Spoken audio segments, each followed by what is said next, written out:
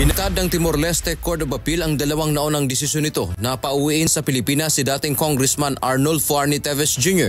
Ito ang kinumpirma ng Department of Justice o DOJ.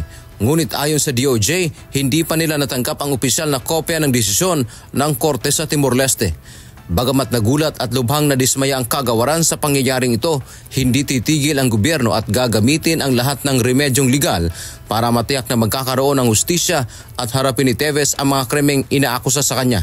Sabi naman ng abogado ni Teves na si Attorney Ferdinand Topacio, ang desisyon ng Korte sa Timor-Leste ay patunay ng tagumpay ng rule of law. Dagdag pa nito na ang nangyari kay dating Pangulong Rodrigo Duterte na kawalan ng due process ay patunay lamang na ang desisyon ng Korte sa Timor-Leste na ang mga target sa political assassination sa Pilipinas ay hindi makakakuha ng patas na pagtrato sa ilalim ng kasalukuyang gobyerno. Naniniwala din ito na darating ang panahon na mapatutunayang inosente ang kanyang kliyente. Dante Amento, UNTV, News and Rescue. Diyos ang aming sandigan, serbisyo publiko ang aming pinahahalagahan.